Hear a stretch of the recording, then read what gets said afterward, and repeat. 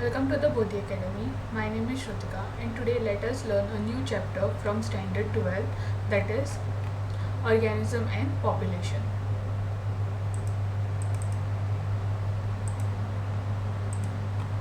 So organism and population.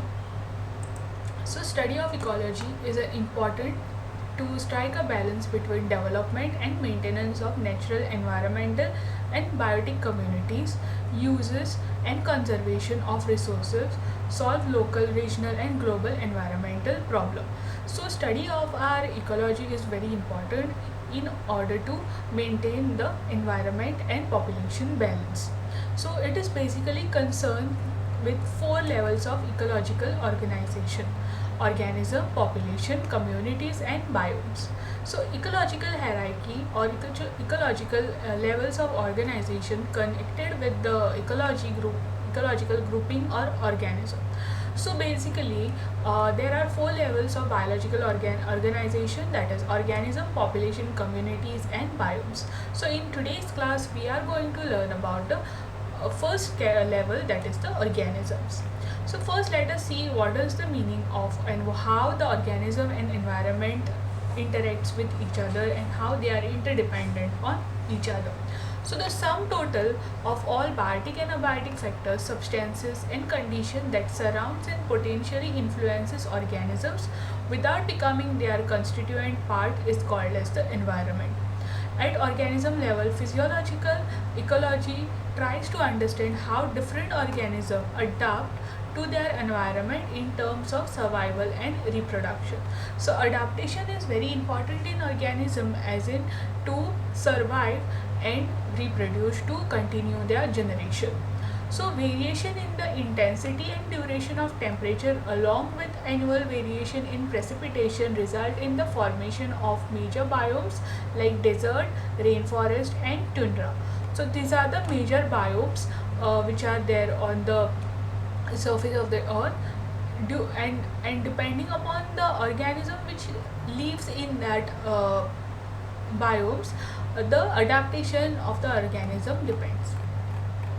So the regional and local variation within each biome leads to the formation of different kinds of habitat like tropical rainforest, deciduous forest, desert, sea coast, etc.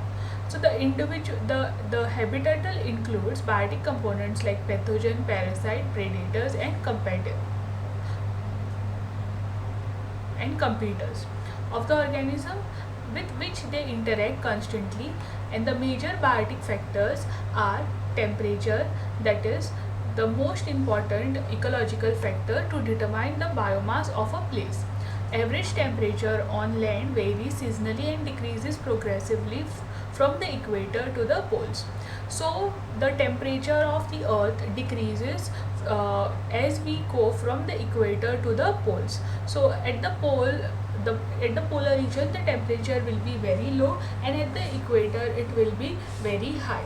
So it will decrease when it goes towards the pole. So as there is a variation in the temperature, the habit uh,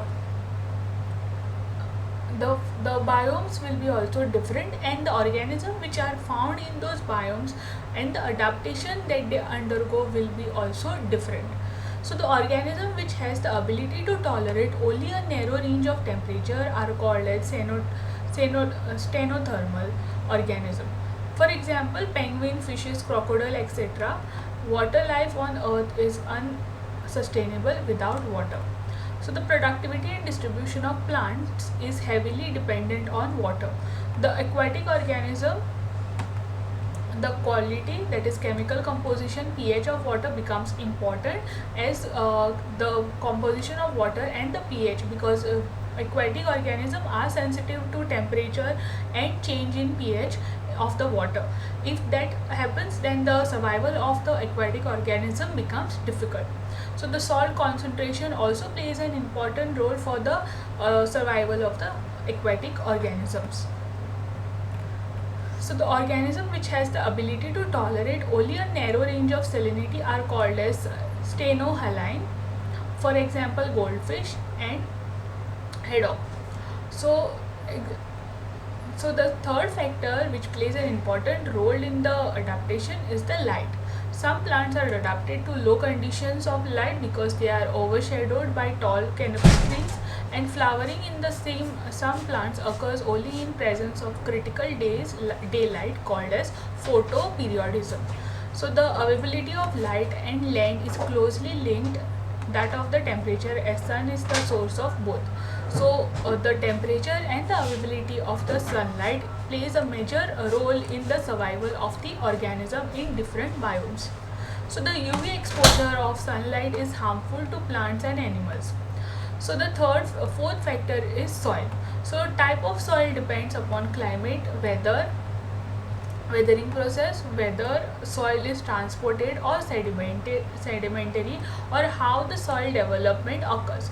Soil composition, grain size, and aggregation determines uh, the percolation and the water holding capacity of the soil, along with the pH, mineral composition, and topography determines the vegetation in that area. Responses to the biotic factors. In the course of evolution, many species have evolved constant internal environment to permit all biochemical reaction and physiological functions to work with maximum efficiency to have overall fitness of the species. So over here, environmental factors such as temperature, light, uh, and soil and water plays a very important role in determining the population of the certain biome. So organism tries to maintain the consistency of its internal environment, that is homeostasis, in spite of varying external environment, and there are various ways to establish homeostasis. So first is to regulate. So the first method is to regulate. All the birds and animals are capable of maintaining hemostasis by physiological means, which ensures constant body temperature, constant osmotic concentration, and thermoregulation. And osmoregulation is the source of success of mammals in all the environmental conditions. In summer, when outside temperature is more than our body temperature, we sweat often, so resulting evaporative cooling, which brings down the body temperature. In winter, we start shivering, a kind of exercise which produces heat and rises the body temperature. So our body can adapt to certain temperatures by regulating that. If it is cold, if it is hot, then the body will produce more sweat. Through evaporation, there will be a cooling effect. If there is a cold temperature outside, what we will do is our body will shiver. That will bring out the heat, which will protect our body from the external cold condition. So then comes the second one, that is the conform. Most of the animals and plant, their body temperature changes with ambient temperature. In aquatic animals, osmotic concentration of the body fluid changes with that of the ambient water osmotic concentration. These animals are called as conformers. Conformers lose or gain heat in function of surface area. Since small animals have a larger surface area related to their volume, they tend to lose body heat very fast when it is cold outside, and then they have to expend much energy to generate body heat through metabolism. This is the main reason why very small animals are rarely found in the polar region. Then migrate. The organism moves away from time being from the stressful, unfavorable habitat to more suitable habitat, and then return back to the stressful habitat or their native habitat. Many birds undertake long distance to migrate to more hospitable areas. Siberian example over here is a Siberian bird which migrates to Kyoloda National Park, Bharatpur, India. So suspend. In organisms like bacteria, fungi, and lower plants, a thick wall spore is formed, which helps them to survive favorable conditions. So these spores germinates on return of suitable condition. So there are dominant spores which are formed, dormant spores which are formed, which will be formed, so that when there will be a favorable condition for the spores to germinate, that time the spore will germinate and flourish into a new organism. Then the metabolic activities are reduced to minimum during this dominant period. So certain organisms also go into a due to some stressful conditions, they will undergo a dormant period. First is hibernation. So the condition or period of an animal or plant spending the winter in dormant stage. Example is bear.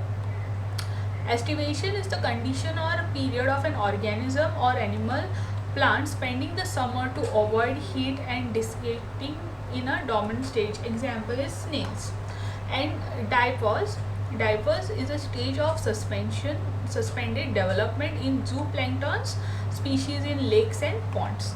So these are some methods and their examples. So in today's class, what we have studied is what is homeostasis, the methods to establish homeostasis.